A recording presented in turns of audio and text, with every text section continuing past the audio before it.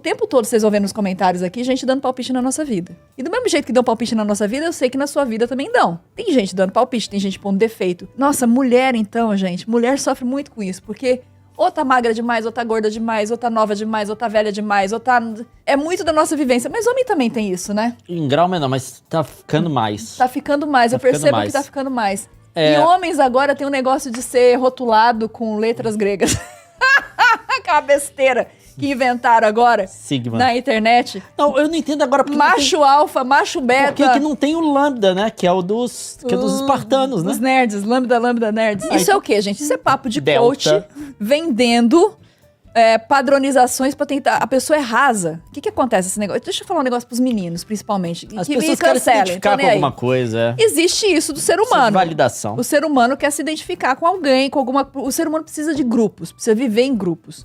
Como a gente vive nas cidades violentas, geralmente apartam as pessoas, distância e tudo mais, e ao mesmo tempo a internet consegue criar essas bolhas virtuais em que os meninos e meninas se sentem pertencentes, você cria grupos muito facilmente manipuláveis por pessoas que de outra forma não teriam significância nenhuma na vida dos outros, mas que adquirem certo status dentro do grupo e posições de liderança.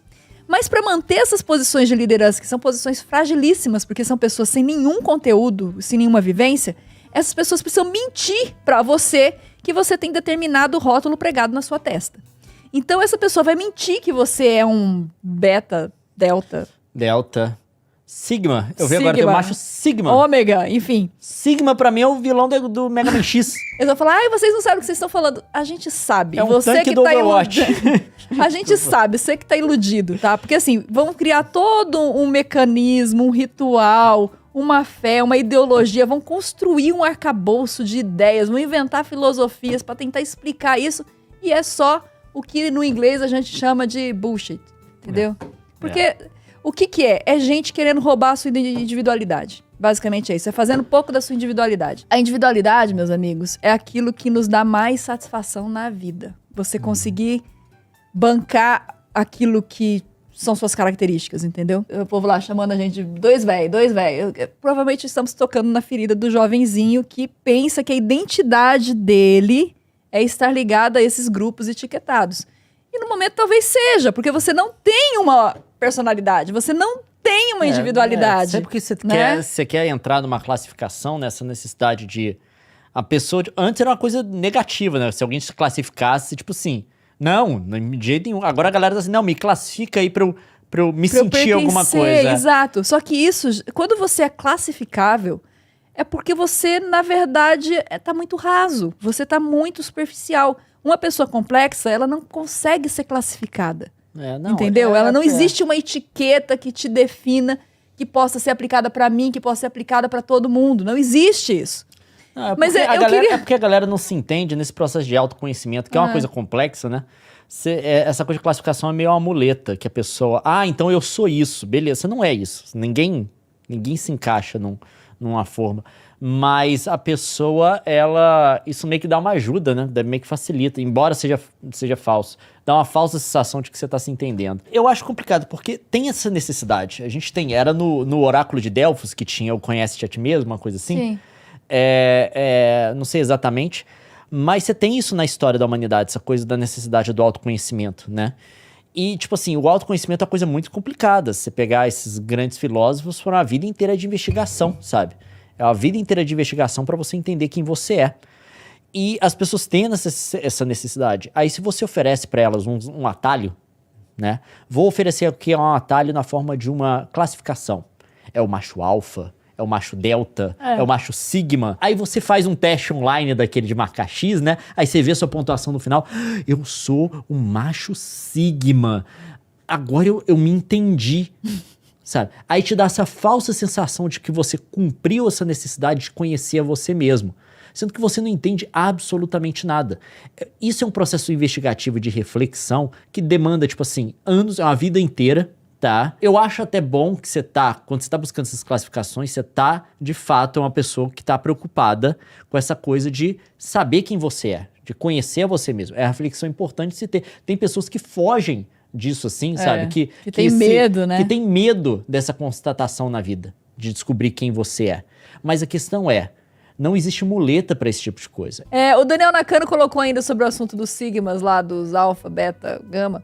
O biólogo Lucian David Mack, que criou a tese que deu origem ao conceito de macho alfa baseado em lobos, vem tentando desmentir o estudo, pois as pesquisas foram feitas com lobos em cativeiro. Exato. O que acontece? O cara estudou lobos em cativeiro, acabou que no fim das contas, de uma forma bem estranha, isso tem uma validade, mas eu vou chegar lá, tá? O cara estudou lobos em cativeiro e ele viu que lobos em cativeiro, eles tinham essa dinâmica de os machos brigarem uns com os outros, né? Por conta de um tentar se impor ao outro e coisa do tipo, e ele chegou à conclusão que esse macho que se impunha sobre todos os outros era o macho alfa e coisa do tipo. E ele extrapolou isso e falou, se isso aqui em cativeiro que eu tô vendo, né, os lobos dentro da jaula fazem isso, provavelmente é assim que eles se comportam também na vida selvagem. Aí ele extrapolou. Só que desde que o livro dele foi publicado, os cientistas foram e fizeram pesquisas com lobo selvagem, observando eles no ambiente natural deles. E eles viram que não tinha absolutamente nada disso. O macho alfa que eles chamam não é um lobo que se impõe em relação aos outros. O macho alfa é o pai da família, porque as matilhas de lobo são organizadas em torno da unidade familiar. O pai, cuida do resto, ele é o alfa, ele é o líder e coisa do tipo. Você nasce naquela matilha, você cresce. Quando você chega na idade de poder formar sua própria família, sua própria matilha, você sai, forma a sua e coisa do tipo, e você passa a ser o alfa. É basicamente isso. O macho alfa não é o que vai brigar e ser mais forte. É basicamente o pai, né? É o pai. E da mesma forma, você também tem a fêmea alfa, né? Que a fêmea também exerce umas funções de liderança com as fêmeas da matilha também, coisa do tipo. Então a coisa era bem diferente, contanto que o pesquisador que produziu essa tese inicial, né? Que gerou esse nome do macho alfa, que foi ele que deu esse nome, né? Pro lobo que mandava e tal. No cativeiro, ele pede há muito tempo que se retire a publicação desse livro, né? Que criou esse mito. Parem de usar isso pra autoajuda. Ele sabe que tá errado, né? Só que tem um negócio de venda de direitos, tem um negócio do livro até hoje vender muito, eles continuam reeditando e reimprimindo o livro. O que acontece é que esse comportamento violento que tem dos machos com machos e coisa do tipo, eles surgem exatamente pelo fato do estresse do cativeiro. Não é um comportamento normal. Então toda essa coisa de macho alfa como machão e coisa do tipo, essa classificação com letra grega e coisa do tipo, isso é uma extrema... Isso parte da premissa totalmente errada, de uma bobagem, basicamente. Mas no fim, como eu disse, tem uma verdade... eu acho que tem uma verdade por um caminho muito estranho desse negócio, é que normalmente você vê as pessoas se apegando a essas coisas de macho alfa, agora inventaram depois de um tempo o macho beta, agora tem o sigma, tem o delta, coisa do tipo, sei lá.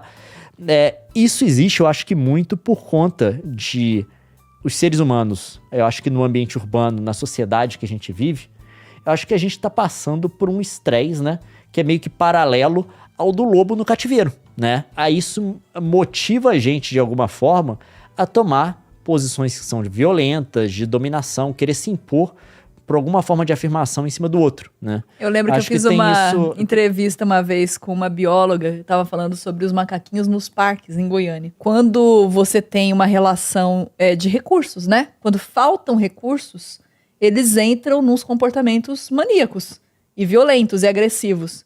E é basicamente o que a gente tá vendo, né? Tipo assim, não só a falta de recursos, mas uma superestimação da necessidade de alguns recursos, que às vezes não são tão necessários assim.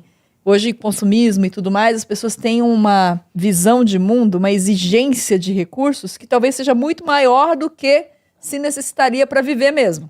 Uhum. Né? Tipo, carro... A galera tem que ser multimilionária, a galera tem que ter ação, a galera tem que ter o carro esportivo na garagem, tem que ter o apartamento não sei das quantas. E tudo isso acaba criando uma situação de falta de recursos para essa espécie humana. E aí os caras têm que desenvolver esses escapes. Tem, mas eu acho que principalmente no ambiente urbano, e agora psicologicamente também no ambiente da internet e das redes sociais, é meio que um cativeiro da humanidade. Também. Você tá lá no local, seja físico ou virtual... exprimido com um monte de gente. Tentando achar seu espaço. E surgem padrões de estresse que são parecidos, eu acho. Eu acho que deve ter um paralelismo com essa coisa de vários animais vivendo em cativeiro, sabe? Animais que vieram de matilhas diferentes, bandos diferentes e coisas do tipo. Você coloca todos dentro de uma jaula fechada e você começa a ter esses comportamentos de dominação, de violência e coisa do tipo. Eu acho que isso tem um paralelismo, sabe? De uma forma muito estranha. Claro, essa coisa de macho alfa, isso não existe, obviamente. Toda a premissa de observação da realidade, de científica e coisa do tipo na qual essa ideia foi construída, não existe, de fato, é mentira. Mas eu acho que tem uma verdade no sentido do estresse do cativeiro. Nessa conclusão que você chega... Gerar violência, né? Eu acho que tem um pouco disso. Essa galera que vive dessas imagens, né? Porque você tem esses coaches de internet, esses caras de eu sou politicamente correto, eu mando fazer bababá, eu sou não sei o que, tal. Esses caras é um padrão de lucro que esses caras fazem, que é o seguinte... E você vê que todos esses caras, normalmente, eles vendem curso, eles vendem alguma coisa pra você fazer parte de um círculo, de um clube dele, coisa do tipo. Uma confraria. É uma Vende confraria, o seu ingresso exatamente. pra você participar de um grupo. Eles fazem... E como você faz isso? É tudo um teatro. Todas essas coisas dos caras falarem mal, apontarem dedo na cara dos outros, falarem mesmo, bababá, não tá nem aí. É um teatro, porque eles têm que construir, eles têm que se portar, se construir, se exibir como a imagem do homem forte que o homem fraco faz. Porque o homem fraco é de quem ele consegue tirar dinheiro fácil. Tá? Basicamente. Ele sabe disso. Então, se ele se portar de uma forma que um cara tem cabeça fraca mesmo, vai olhar e falar assim... Nossa, isso olha, que é ideal, isso daí é que é homem, isso daí é que é homem. Vou entrar na confraria, na rede, no curso dele, sabe? Vou fazer isso e coisa do tipo, e vou dar dinheiro pra ele. É aí que você ganha dinheiro. E é muito fácil esse negócio, você começa com esse negócio de politicamente correto, não interessa o que os outros falam.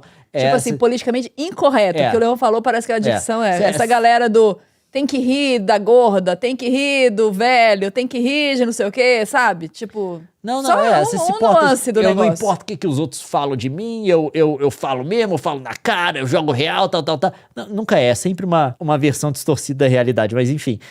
Mas você ser aquele cara que faz que acontece, que tem um monte de mulher a seus pés, que os caras tiram foto com o modelo e colocam no Instagram, você sabe que todo mundo que tá ali tá sendo pago, mas enfim.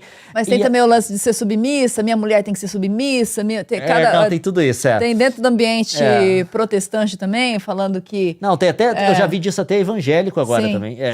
Recentemente, essa semana eu vi tem a versão gospel, tem a versão gospel. Um americano falando que onde já se viu a mulher ter o direito de decidir quantos filhos ela vai ter, tipo assim...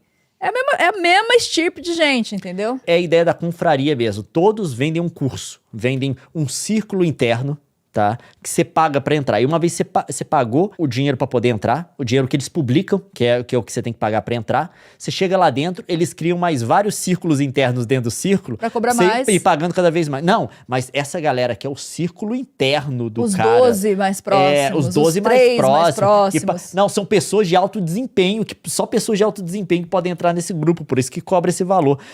Tem uns esquemas assim, sabe? E aí, uma vez você entrou, que o cara sabe que você é otário o suficiente pra dar o dinheiro inicial, meu amigo, aí ele vai sambar na sua cabeça, ele sabe que ele consegue tirar tudo de você. Aí acabou, velho. Aí você vai perder dinheiro.